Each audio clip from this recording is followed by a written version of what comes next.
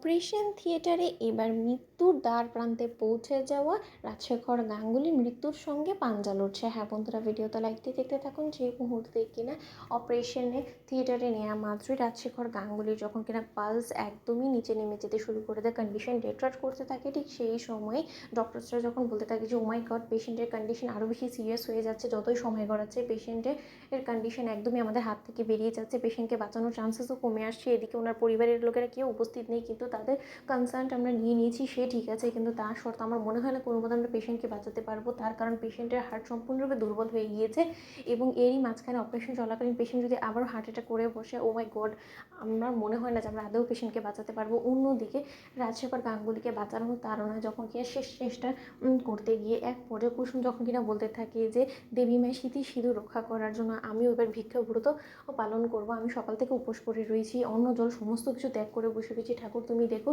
আমার এই আমি যাতে নিষ্ঠার সঙ্গে এই ভিক্ষাব্রতটা অন্তত পালন করতে পারি। অন্যদিকে ইন্দ্রাণী গাঙ্গুলি যখন কিনা নিজের স্মৃতি সিঁদুর রক্ষা করার জন্য নিজের সর্বস্ব দিয়ে চেষ্টা চালাতে থাকে, অন্যদিকে আয়ুষ থেকে শুরু করে ঈশান সমস্ত লোকেরা যখন কিনা একটাই ঠাকুরের কাছে প্রার্থনা করতে থাকে যে যাতে যে কোনো মূল্যেই হোক না কেন রাজশেখর গাঙ্গুলি যাতে প্রাণে বেঁচে যায়।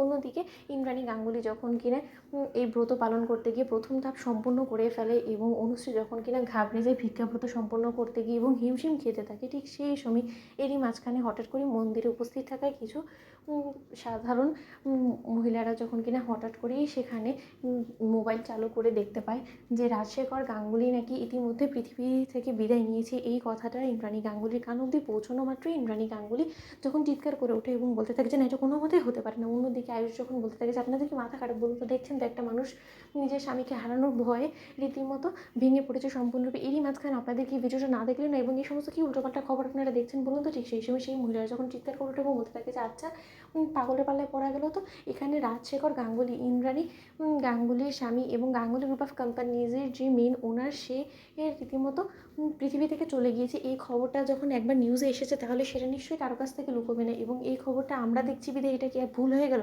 আপনি কী বলুন তো, এবং আপনি কেই বা হন বলুন তো যে এই সমস্ত কথা নিয়ে আপনি এরকমভাবে রিয়্যাক্ট করছেন? ঠিক সেই সময় আয়ুষ যখন বলতে থাকে যে আপনি যে মানুষের প্রয়াত হওয়ার খবরটা দেখছেন না সেই লোকটারই ছেলে আমি, তার বড় ছেলে আমি, এবং আপনি ভেবে দেখেছেন একবারে যে এই মিথ্যা গুজবগুলো শুনে ঠিক কতটা মন ভেঙে যায় বলুন তো। ঠিক সেই সময় এই কথা শোনা মাত্র ঈশান যখন বলতে থাকে যে হ্যাঁ রে ভাই, এই সমস্ত কিছুর উপরে আমাদের একদম বিশ্বাস করে লাভ নেই, তার কারণ কোনো মতে এই খবরটা আসল হতে পারে না, কারণ এরকম কোনো কিছু হলে তো সত্যি আমাদেরকে জাদুঘর জানাতো, তাই না? কারণ জাদুঘর তো সেখানেই রয়েছে এবং কাকিমুনিও সেখানে রয়েছে। এতক্ষণ এই সমস্ত কথা যদি সত্য হয়ে থাকতো তাহলে তো কাকিমুনি ইতিমধ্যে আমাদেরকে নিউজটা দিয়ে দিত। সেরকমটা যখন নয়, মা তুমি তোমার ব্রত সম্পন্ন করার চেষ্টা করো। তো বন্ধুরা, লাইক এবং শেয়ার করে সাবস্ক্রাইব করতে ভুলো না।